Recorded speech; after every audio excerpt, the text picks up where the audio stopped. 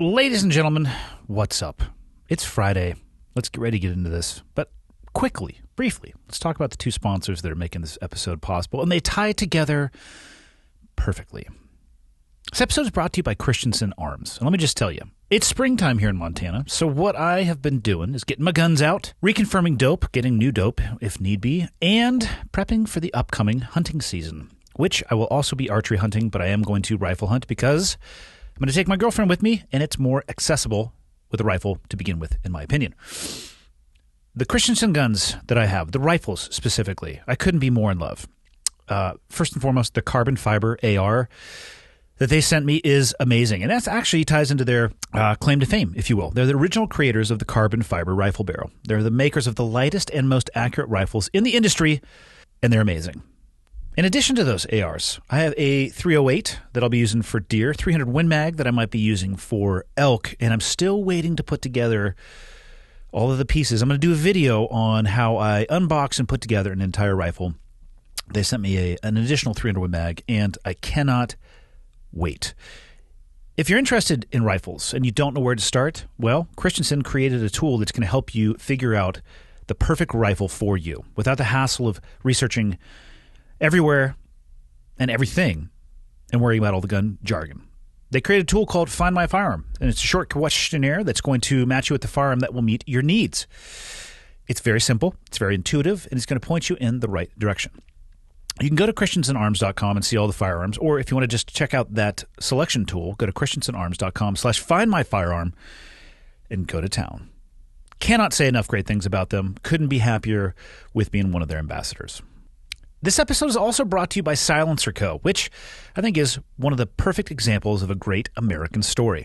It's a company that was founded within the walls of a garage in 2008 in Utah and quickly became the world's biggest suppressor manufacturer. Now, if you've listened to the podcast before and suppressors come up, you know how much of a fan I am because I don't like wearing ear pro, and I find that suppressors make things so much more accessible. It reduces the flinching.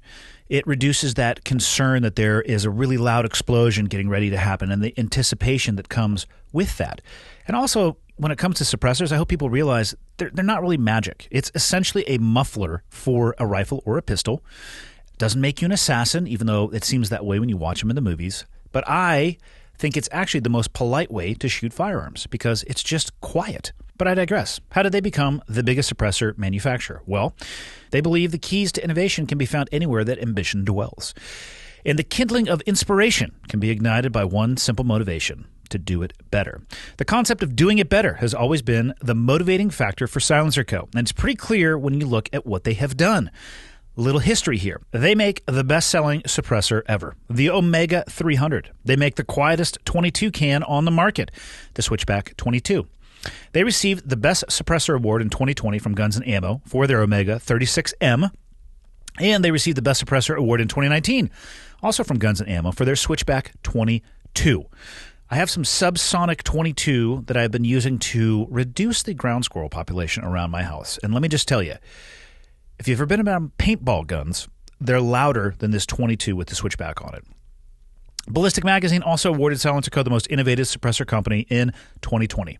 And to top it off, Silencerco offers a lifetime repair or replace warranty on every suppressor that they make. If you're interested and you want to learn more, go to silencerco.com and check it out. That's it. Let's dive into this. Full Auto Friday 54. Here we go. Okay, I got the red smoke. Gun run, north and south, west of the smoke, west of the smoke. Okay, copy, west of the smoke. I'm looking at danger close now. Come on with it, baby, give it to me, I need it. You're cleared hot. Copy, cleared hot. Hello, everybody. It's Friday, which means Q&A. Let's dive in. I think I have 5 or 6. A couple of them are relatively long, so who knows how far into them I will get. Let us begin. I've been a regular listener to your show for the last 6 months, and I've really enjoyed it. I travel for work, so we have covered a lot of miles together. This question is probably not one for Full Auto Friday. Yes, it is, but that is up to you. I am a conservative libertarian, and my views have caused some struggle about what I was reared to believe and how I see things now. Both of my grandfathers were in the Navy. All of my uncles served in the military. My father was a drill sergeant in the Army during Vietnam. One of my grandfathers fought in World War II. One uncle was in Korea, another in Vietnam, and multiple cousins served tours in Iraq and Afghanistan. As a kid growing up, I always had aspirations to join the military, but I married young and had children, which took me another route. Even now, as a 48-year-old man, I listen to the stories you and your guests tell, and I view you guys as heroes in the pinnacle of toughness. My personal conflict comes in that as an adult who can now read a book on my own and not just watch Fox News and or bad war movies, I could not be more against war. I view war as a money machine that eats up lower to middle class kids seeking free education through the GI Bill or duped by some patriotic bill of goods sold to them by the propaganda system. I have a difficult time accepting the reasons given for all the wars we have fought. Was World War II really about stopping Hitler or a quick way out of the Depression? Was Vietnam about stopping communism or making Bechtel, I hope I said that right, and Halliburton and their shareholders richer? All of the Middle Eastern war involvement. Are those about stomping out terrorism or controlling the world's oil supply? I could go on and on about this for pages, but you get the point. All of that said, here's my question. How do I balance my hatred for war with my appreciation and reverence for soldiers? I would really appreciate some of your thoughts on this. Thank you, and keep the podcast rolling. Damn, heavy hitter. Starting question number 1 for this Friday. Where should I dig into this? I could not be more against war. Well, sir, guess what? Neither could I.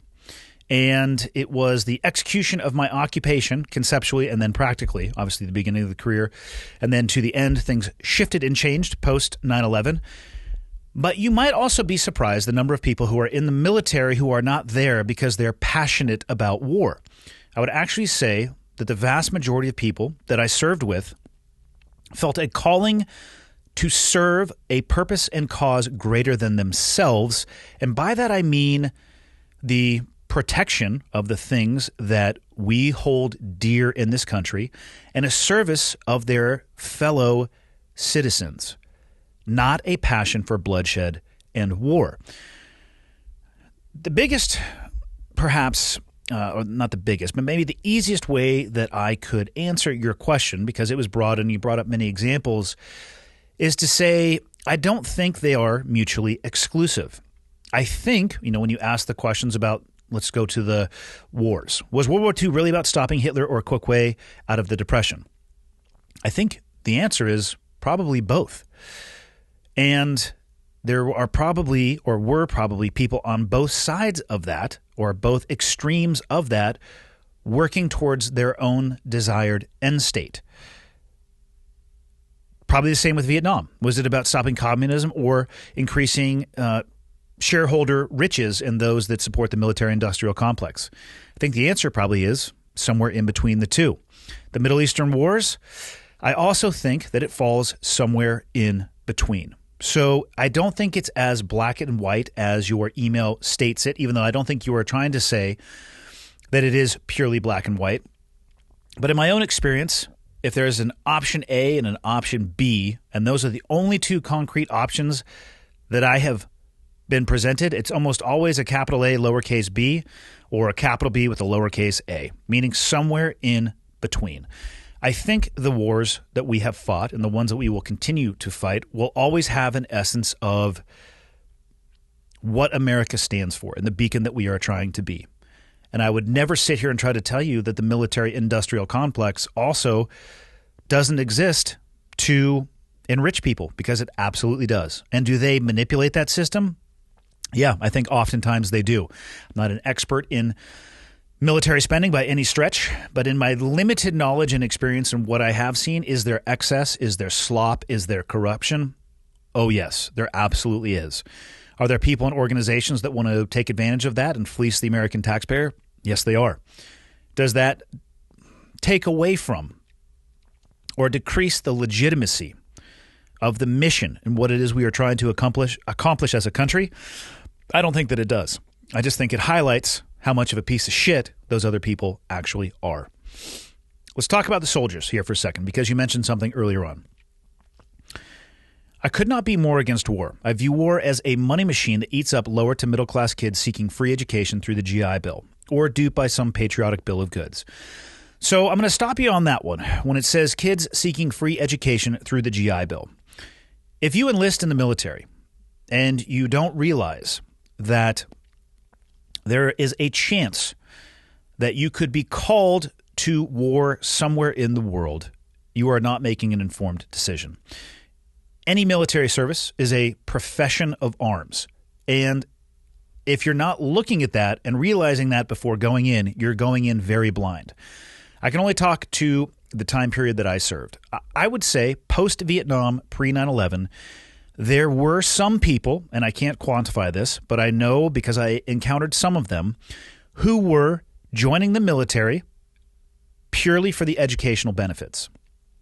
Post 9/11, I think it's very difficult to say that people are doing that or that they are being duped into doing that because of how in your face and public armed conflict has, I don't know if armed conflict has become more prevalent, but the reporting on it and your access to being able to see it firsthand nearly in real time certainly has.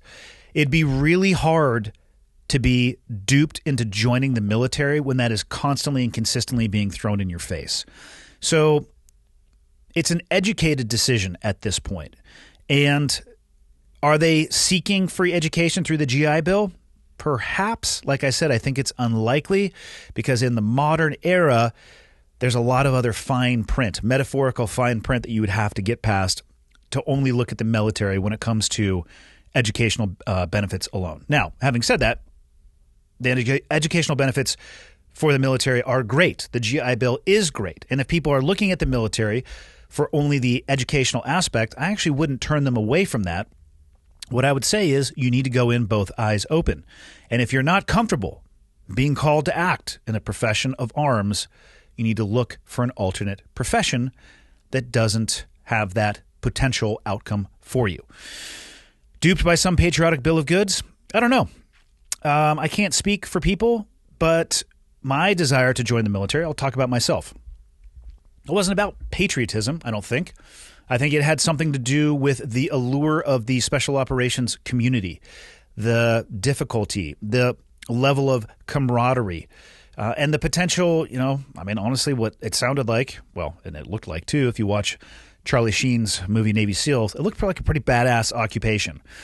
For me, I would consider myself to be a patriotic person, but my decision to join the military, I'm sure if you listed 10, I was about to say 5, but I don't think patriotism would be in that 5. It would be in my top 10. But the propaganda system, you want to talk about actual propaganda? Well, I was going to give you a bad example. I was going to say at my age, when I joined the military, I got more of my propaganda from my peers and the bullshit that they were talking about than any other, propaganda system or machine that was blasting things at me over social media or things that I would see or hear elsewhere. I trusted my friends and those in my social circle much more than I trusted anything external. And actually talking to my 2 oldest sons recently about that, the social circle that they exist with now is still far, far more powerful than I think the external information that they get. But going backwards here a step, I don't think that there is a propaganda system that is fooling people into going into the military. Do you see some cool commercials for the Army? Like I just saw their new one. It was pretty cool. Some commercials for the Navy. They're just basically terrible. So I don't even know if they might actually be turning people away from the Navy by how bad their commercials are.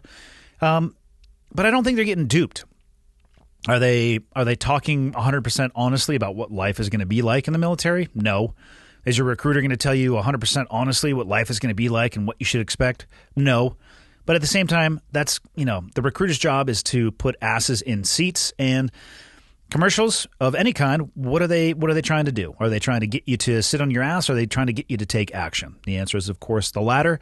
So they're trying to get you to join the military, but I don't see it as a huge propaganda system. I see what they're talking about is pretty close to the reality of the modern day military.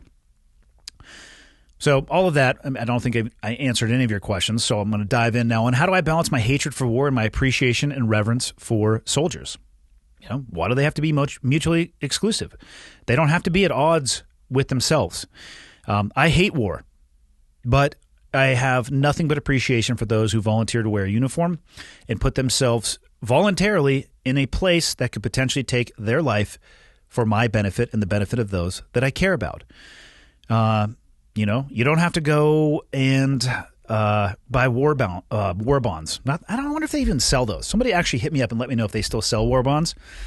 Not that I've actually seen one in my lifetime, but I've certainly seen them in Captain America. Okay, he was off selling war bonds, and in this metaphor or analogy or the fairy tale in my head right now, you don't have to go and support any of those things. You don't have to go to a rally that is not in line with your beliefs. You can completely isolate how you feel about those who wear a uniform with the policy of the United States of America. Because the individuals who are wearing the uniform, at least on a boots on the ground level, let me tell you right now, most of them, if not all of them, have absolutely nothing to do with policy. They're there for their own personal reasons. Maybe you mentioned in the email, educational, or maybe they have a sense to serve or a greater purpose or a calling to serve beyond themselves. Who knows why they're there? They're not necessarily dictating policy. And I think it's very easy to have a love and appreciation for people who are willing to do that, and a distaste and a dislike for the current policies that are in place from politicians and the government. I'm not a huge, damn, I just knocked the microphone right into my face almost. I'm not a huge fan, and I'm going to caveat that with I'm not an expert on our foreign policy. And I'm getting ready to record a podcast, hopefully in the near future, with somebody who spent time at tables like the one that I'm sitting at, very high in the government, talking about policy decisions. And I'm fascinated with whether or not the human cost and the human toll was even discussed in those decision meetings. I don't think that they are.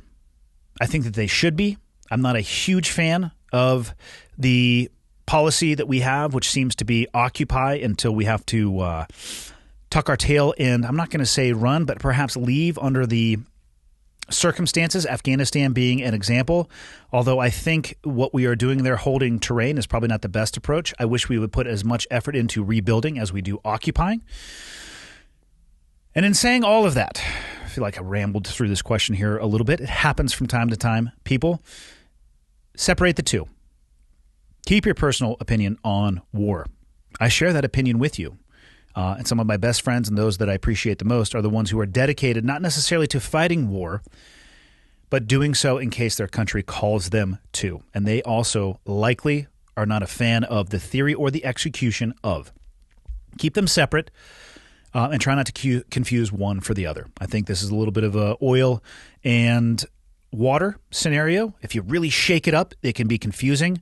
But if you let it settle, you can see that there is a very distinct separation between the two. Moving on. Question number 2. Subject line was scary thoughts, so you know I'm going to read it. Last week on Fallout Friday, you mentioned that you rarely think about your own death, but often think about the death of your kids.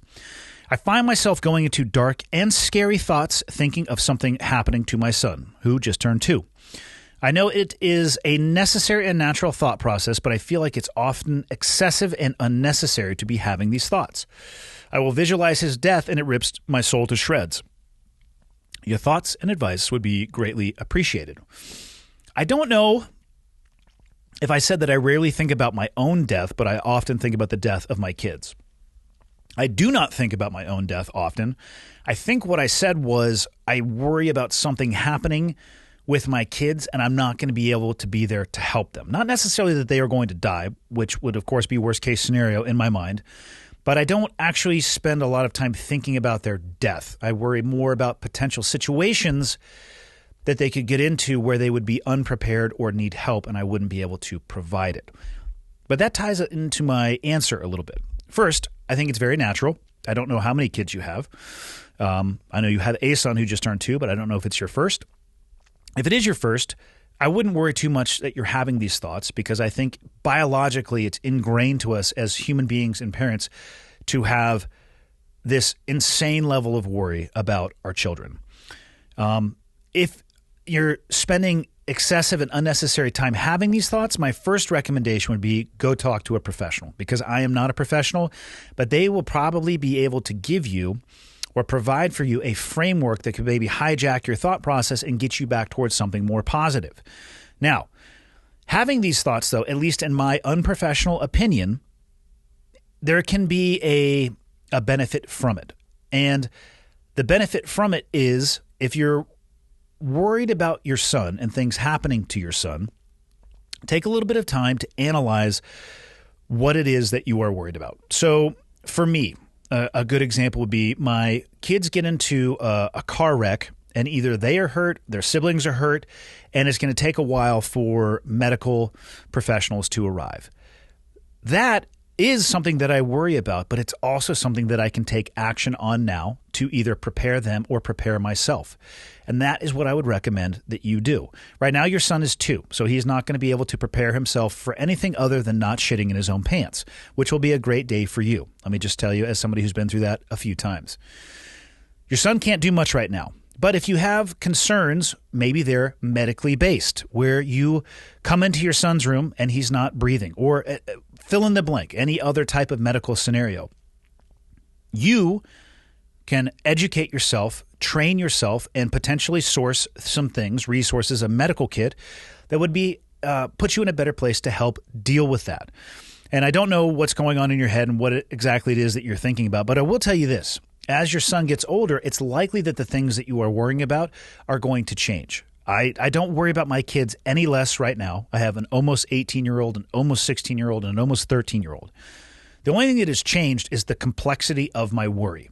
I wish I could go back to when I only had to worry about whether or not they left a surprise for me in their pants, because that is far less of a worry for me than they're out with their friends and have experimented a little bit too much with drugs and alcohol and decide to get behind the wheel of a car, and they start making cascading bad decisions, and I'm getting phone calls from the police. I wasn't having those types of concerns when they were 2. I have them now because of the age that they are, and I remember who I was at that age. So to circle back, take some time to think about what it is that is worrying you. And by that I mean the scenarios themselves. And then take that worry and flip it on its head to motivation or a fire inside of you so you can educate and train yourself to be more prepared. As your children get older, you'll have the same opportunity to educate and prepare them. Please don't start at like 5 years old and turn your kid into, Survivor Man at the age of 5. All right. So keep it in check. Keep it age appropriate. You don't need to create a feral child that can run out into the woods and live off of, peat moss for 3 days, which I'm not recommending anybody do. I don't even know if that's possible. But I think you get the point. The fear is a great thing. It's letting you know, hey, this is what I'm worried about. Identify any deficiencies that you may have as a parent. Do you know how to stop bleeding? Do you know how to use a first aid kit? Do you have, being stranded or isolated in a vehicle? Do you have the tools necessary to survive in those environments? Do you have the education necessary to use those tools properly so you're not only surviving, but you can thrive in that type of environment? So use these fears to identify deficiencies and then start plugging the holes in the dam. Do the same thing with your kids as they get older, because the reality is they're going to spend more of their life without you than they are with you. Do everything you can to get them as capable as possible before they open that door and walk through it on their own. Question number 3. I work in corporate America, and I was promoted to a manager role around a year ago. I have a team of 6 direct reports that I'm relatively close to in age, and at times I feel like I struggle to find a balance between being friendly, building relationships, etc., and actually establishing authority. What are your thoughts on the idea that you can't be friends with people you're charged with leading? Any truth to this? What would your advice be for leaders aiming to balance authority with approachability? What is my advice to leaders aiming to balance authority with approachability? Again, do they have to be mutually exclusive? Can you have authority and maintain a position of authority at all times, but also be approachable? I'm going to have to say yes to that, because those are the leaders that I grew up with, working for and with. In the phrasing of your email, I have a concern that potentially things might have already gone a little bit too far, because they can go too far. As a leader, you can get too close to your subordinates, but I do believe that you can be friends with the people that you're charged with leading. I think that it is a leadership style, for sure, to isolate yourself from those that you are leading. But I also believe at a very deep level, relationship building and connecting with the people that work for you and with you is also critical to your role as a leader and to the success of your team. So I don't agree with, well, I'm not going to say that I don't agree with it. I'm going to say that that's a choice that you could make. I don't think it is as successful as finding a balance, which is, of course, what you're asking about, between your leadership position and those that you are charged with leading. To go back to my concern here, I struggle to find a balance between being friendly, building relationships, etc., and actually establishing authority. It concerns me in the way that you phrase this email, and hopefully that I'm wrong, that you feel like authority is something that has to be established on occasion. Because if you were promoted to a manager role around a year ago, I'm gonna phrase that as a position that has authority that comes with it. The chain of command, the corporate ladder, call it what you will. If, I'll go in the military. If somebody I was a platoon commander, the troop commander above me, by being in that position of he had a higher rank than I did and a higher position in the military rank structure, it comes with authority. He didn't need to establish authority. It was inherent in the role itself. And that's why I said I was concerned that maybe things have already gone too far for you, because if you've been in this role for a year and you feel like you are having difficulty establishing authority, something has gone amiss, because you've been a manager for these 6 direct reports right now. They should intuitively view you from at least a business perspective, or in that managerial role, from a position of authority. Finding the balance can be difficult. In the SEAL community, one piece of criticism that I heard often was the apparently, or outward to people who weren't inside of the SEAL community, it was very bizarre to them to hear officers and enlisted personnel on a first name basis. In the conventional military, I have never encountered a working environment where that is the case. It's yes, sir, no, sir. Lieutenant this, commander that, fill in the blank, petty officer this, senior chief petty officer that, master chief petty officer that. And before I go any further, I completely and utterly support that, because it's a part of good order and discipline. And what people would mistake the first name basis that we would often operate under, especially if we were just by ourselves, they would confuse that for a lack of discipline, or a lack of leadership, or a lack of authority. And it was absolutely not the case. For myself, when I was in a leadership position, if I was working with my peers, whether they be enlisted or officer, and we're in close quarters, I don't mind at all if we are on a first name basis. Now, at any time during that, just because we are on a first name basis, rank is never forgotten. Position is never forgotten. Respect is never forgotten. Are there disagreements? For sure. But we still remember the rank structure that we are in. Why? Because we are actually incredibly disciplined. And it can turn on and off on a dime. Anytime that we would have people from outside of the SEAL community come in, it would go right back to, addressing people by their rank. Yes, sir. No, sir.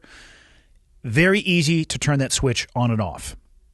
We worked in a very small unit that was very close-knit, oftentimes with extended period of time, alone and isolated, disaggregate from the rest of the people that you were working with. And quite frankly, it's easier to communicate on that first name basis. The best thing that you can do, the best advice that I can give you, is you need to act as if at all times. And what by that by that, I mean act as if you are a leader and a manager, two very different things, by the way, at all times. Your subordinates, let's say they have a little bit more of a laissez-faire attitude when it comes to their vocabulary at work and the way that they discuss things in between the team. Don't engage in that. Maintain your professionalism at all times. Also, if you see their behavior getting a little bit out of control, address it immediately. So have that separation. You can have people be a little bit more lax, especially if they are working in that controlled and isolated environment, right? If you notice that laxity shifting a little bit when other outside entities are engaging, address it immediately, right? Establish that discipline and make sure that it is held first and foremost by your own example. I would go out often with my senior leaders, and I'm glad that they would join us for social events, but they would have hard in times and they would have hard out times. Meaning they would probably be there early on and they would not be the last person there, getting picked up off of the bar floor hammered. Have I seen that happen? Yes. Do human beings make mistakes? Yes. But if you really want to maintain that line between your position of authority and your approachability, go there and socialize with your subordinates, but do not drink to excess. Do not allow yourself to get out of control. Leave before the evening is going to get out of control. Not that it necessarily would, but let's say you're going to go to a social engagement. You're going to go to a restaurant and have dinner and drinks afterwards. Have dinner, have a drink, and then leave. Engage with your people, be approachable, and then leave. If the behavior is going to continue with your subordinates and you want to have a distinct line between who you are and what position you hold and your subordinates, don't engage in that behavior for as long as they are going to, or to the degree that they are going to. And these are all very subtle things that you can do without being an asshole. You can be at the table. You can have conversations. And it'll allow you to, with cotton gloves, if you will, maintain and massage that balance. They will appreciate that you are there. And quite frankly, when my bosses were around, I appreciated when they left. It was cool to see that they were there and that they cared, and I could talk to them a little bit at a social level, but it was great to see them leave because you know what? You don't always want your boss to be around. So make sure that you are setting the example with your behavior, with your speech, with your actions, and your conduct. Make sure that your people understand the line between personal and professional, and maybe you need to sit them down and readdress your role when it comes to the team. Because again, actually establishing authority, I'm concerned that you're worried about that 1 year in. But hopefully that rest of that feedback and advice will help you. It's totally possible to be friends with the people that you're charged with leading. I actually think you'll be a more successful leader if you can connect with your people on a deeper level. Does that need to be managed and balanced? Yes, it does. Probably differently for each individual person. Next question. I love your podcast. I had this big problem with procrastination. I always get the chance to study for tests at least 2 to 3 weeks prior to writing them. But I always end up starting to study literally the evening before the test. The thing that I hate the most about this is that I don't learn from my mistakes and keep procrastinating, even though I should know better after getting mediocre results in every test. How do I overcome this? Greetings from Germany. Well, I've been forwarded an article before that really talked about procrastination. I was going to look it up, but then I didn't because I had other stuff come up. Because you see, it happens to all of us. Actually, I'm just joking. I never got an article about procrastination. I just thought I would say it happens to us all because it certainly does. My suspicion is that this procrastination is manifesting itself in things outside of your tests that you're talking about. You've already identified that you should know better and that you're getting mediocre results. The easiest way that I think to overcome things like this, and by things like this, I mean ingrained behaviors. This is like a habitual behavior for you. And I've had some habitual behaviors. Biting my fingernails when I was younger. You'd think it'd be like, hey, I'm just going to stop. Not the easiest thing to actually do. Or what would be another behavior that I struggled with when I was younger? I don't know. But I do know for a fact that I was a complete fuck show when I was younger, and probably, arguably, still to this day. So I struggle with this as well. My advice would be start with something small. Like I said, I think this probably manifests itself in other places. I bet if I was to come over to your house, you may have dishes everywhere in your kitchen. You might have laundry everywhere in your room and in your laundry room. Your house might be a complete and utter dumpster fire for a variety of reasons. I would suspect when you get out of bed that you don't make your bed in the morning, which, again, the famous commencement speech where it's talked about the importance of making your bed, which is really more a conversation about doing something disciplined early in your day to set the momentum in your favor, because you can build on that momentum, which is exactly where I'm going with my answer. I obviously don't want you to fail out of school because you're in school for something, but I would start small. If you have dishes all over your house, maybe start with, at every meal, you do a portion of the dishes before you leave the house. Or let's go even front. Let's go back, way back machine. You just get out of bed. Make your fucking bed, okay? Do something that is disciplined early on that's going to set you in the right direction. You're not going to want to make your bed when you wake up. I don't want to make my bed when I wake up in the morning, but I do. Every day, I actually make the bed.